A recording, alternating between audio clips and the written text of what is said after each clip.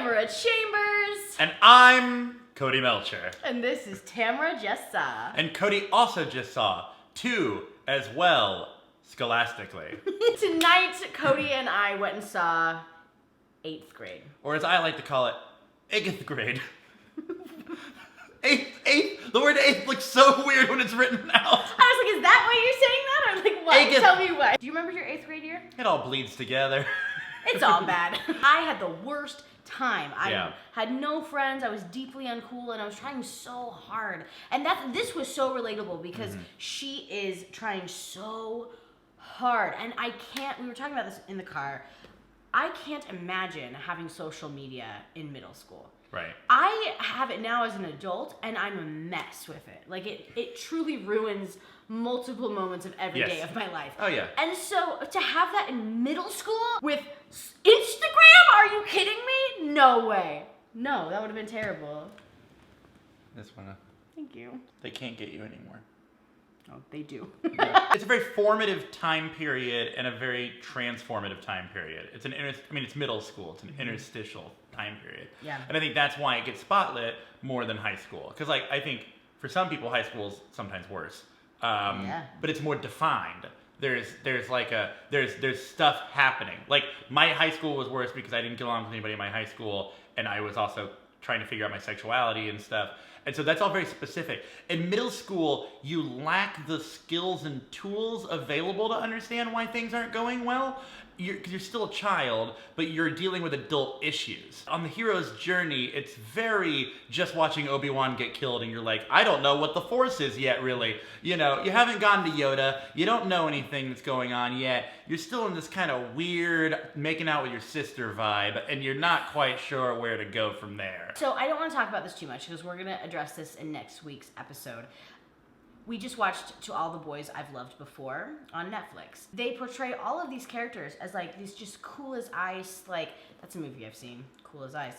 They portray all these characters as like these are really cool, yeah, like they're super slick. This was like, you're clearly a middle schooler who's dealing with mental health issues, and I believed every second of it, and it was hard to watch because it was so awkward. The climax of the film where her and her dad, in my mind, the climax, her and her dad have this like heart to heart, and he tells her the emotional climax. Yeah, that could have been so much bigger. There could have been so many more like emotional wells that you could have drawn from and like made it like a more tear-jerking moment. But because it was so like beautifully mundane, because it was just personal to those two characters, it was more sad and more emotional and more impactful to me. Bo, even though he was a YouTube comedian, is still a YouTuber. It's just kind of presenting the life, which is a very YouTube thing. It's it's a very cinema veritas thing. Yeah. Of just kind of like, I'm not really making any qualitative judgments necessarily. She is, because I feel like a lot of the way that she's portrayed, I feel like a lot of the way other people are portrayed, it's not just how they are, it's also how she views things.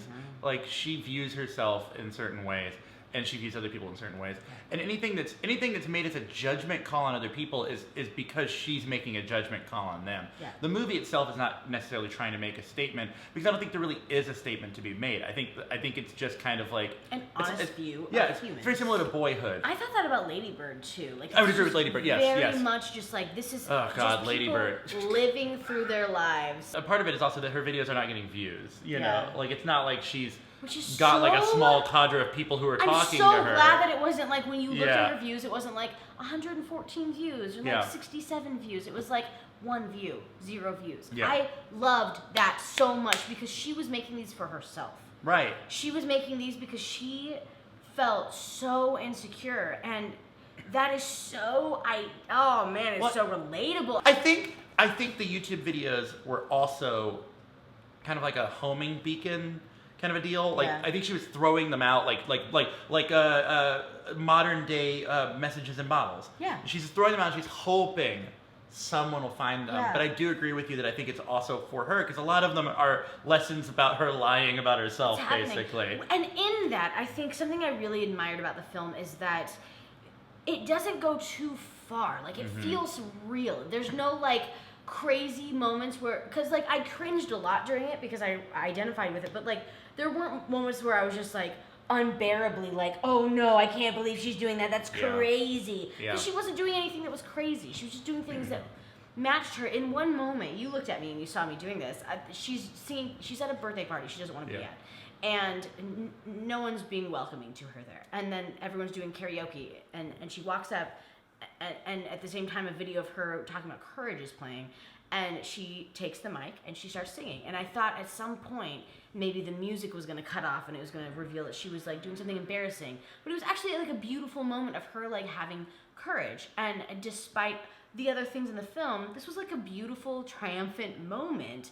But while it was happening, I was so worried it was going to be like this thing because I didn't want it to be over dramatic. And it wasn't. It was perfect. Also, her dad. What? He's amazing. He's so good. I will say I love her dad and I relate a lot to her dad. And I also think that like as an adult when you watch this movie you relate a lot to the father. My only problem with the dad is I felt like he was like too perfect sometimes. Like like he just never did anything. He never did anything wrong. Like, the things he did wrong were still that he was a really good parent, and they weren't actually that wrong. They were just wrong in her perspective as a middle schooler. But, like, I don't know. I thought he was, like, way too good of a dad. But, like, the only problem with the dad is that the wife in the story leaves the dad.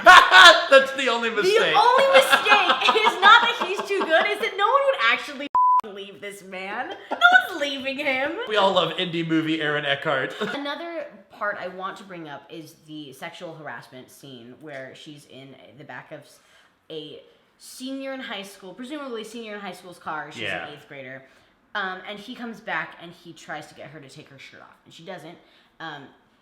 One, I like that that's where it stopped.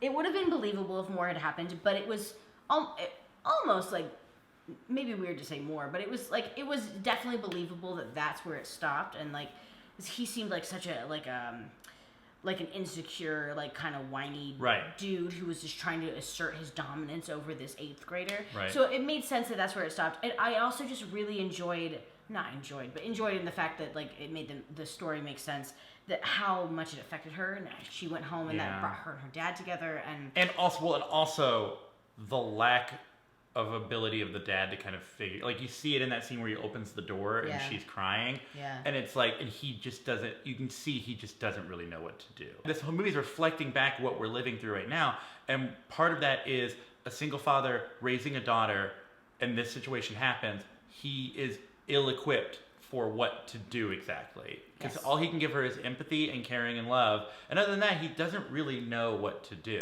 Well, and later on, when they're having their big emotional moment together, he says that he didn't have to do anything in raising her. He said that she was the one who was, like, kind to others and was, like, able to grow, and he just kind of watched it happen. She clearly wasn't able to do that. He might have possibly brought up maybe counseling for her, or like at some point some kind of like therapy, or maybe prescription drugs, like something, because she's dealing with such heavy anxiety all the time. All of the characters are imperfect, including the dad, which I guess contradicts what I was saying earlier. I think I just felt that he was too good of a dad, like he's too like good in like the holistic sense of good. But I think that's the drawback of the dad, probably as a human person, is that because his wife left him in some capacity that we're unfamiliar with, I feel you could tell that he was so afraid of pushing her away. They're all just so real. They all feel like people I know or want to know. I want to know that dad, but he also has imperfections. And like that girl, I know her. She's me. Like, I feel these people so much, and I think it was just so beautifully done. Thank you so much for joining me. Thank you for having me. Literally anytime. Check us out next week. We're going to talk. Check us out. We're watching To All the Boys I've Loved Before on Netflix, because nothing was coming out this week, so we really had to dig deep, and people are loving it. And tune in next week. Thank you so much for watching. We'll see you guys then. Bye. Gucci! Gucci!